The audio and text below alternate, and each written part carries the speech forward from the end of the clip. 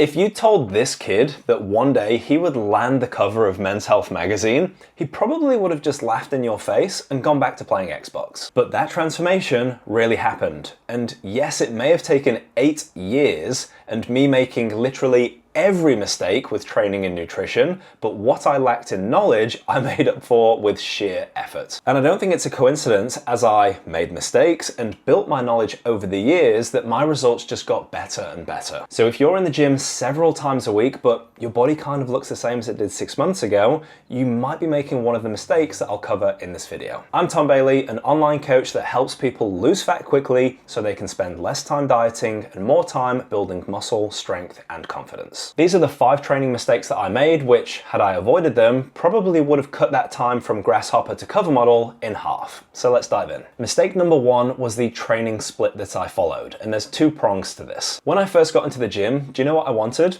A bigger chest and bigger arms. That was it. So I literally trained chest and arms 2 to 3 times a week. I didn't train shoulders because I felt they were wide enough. I didn't train back because I couldn't see it. And I didn't train legs because what's the point if you wear long pants all the time? After following this for a few months, I got a bit smarter and started training my full body, but this led me into another problem. Monday was for chest, obviously, International Chest Day.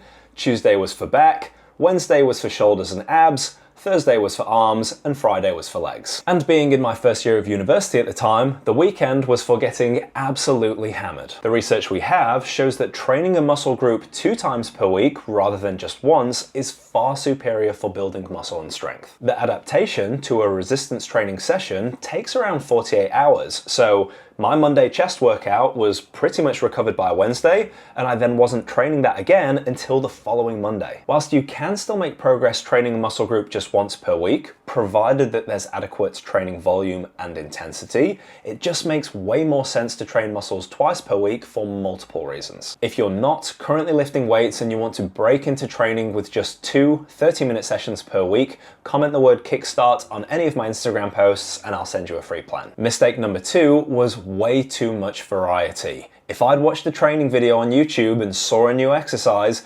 guaranteed it was going into my training program for that day. If I saw somebody doing a new exercise in the gym, same thing. One of the most common roadblocks to progression in the gym is people changing up their workouts too frequently. People still think they need muscle confusion to grow. Thanks P90X for that one.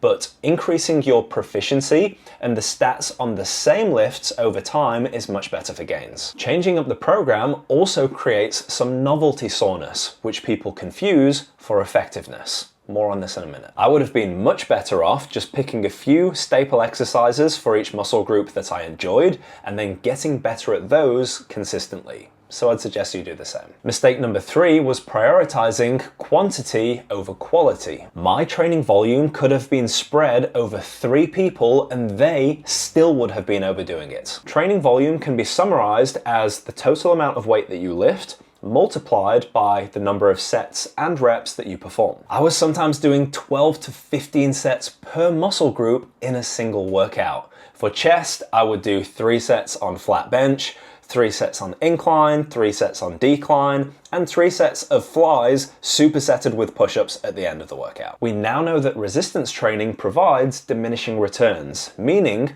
less stimulus per additional set performed, with extra fatigue increasing in tandem. The amount of training volume that you should do varies based on your experience level, but for most people, 6 to 8 sets per muscle group per workout is reaching the upper limit. The excess fatigue that I mentioned revealed itself as muscle soreness, also known as DOMS, delayed onset muscle soreness. Soreness is an indicator of muscle damage, and I would sometimes be sore for 5 days or more, and I wore that like a badge of honor. Some soreness may be a byproduct from training, but it shouldn't be a target or a proxy for how effective your training session was. And to boot, I was absolutely sending it on every single set, which takes me onto mistake number 4, training to failure constantly. So mistake number 3 was about doing too much. Mistake number 4 is about pushing way too hard. Training to failure isn't essential, but training close to it is. The The problem is, how do you know how close you are? Very intermittently, say every 2 to 3 months, you might push a set to failure just to calibrate your true potential of how hard you can really push. This allows you to gauge whether you really are training close to failure or if you're leaving too much left in the tank. The thing is, I was grinding reps out no matter what, just trying to chase the highest number, even if that meant that my form went to shit. Your technique when resistance training is the most important thing. That's why I get my clients to send me videos to review, often assessing hundreds of these across a week. On top of that, if I learned a new intensifier technique, I was adding that into my workout as well. I was doing drop sets, supersets, giant sets, burnout sets, overloaded eccentrics, basically anything that I could do to absolutely destroy my muscles. So I wasn't just overdoing the training volume, I was also pushing everything to the absolute extreme, which probably explains why I ran into so many little injuries along the way. Mistake number 5 was walking into the gym with no idea what I'd done on the previous session. Logbooking, or keeping track of your exercises and the reps and weight performed, sounds boring, but it's one of the best feedback loops we have to know whether your training program is really working. If you're able to increase reps, weight, or both across your exercises over time, that's a great sign, but you'll only know if you're logging it down. I don't care if it's with a pen and paper, the notes section in your phone, an app, just log it down, because a short pencil is better than a long memory. I get all of my clients to log their sessions down inside my coaching app, and then we review these on calls every single week. If you're interested in having me as your coach, check out the link in the description below. Once logged, that is your scorecard to beat on your next workout. It's you versus your last score.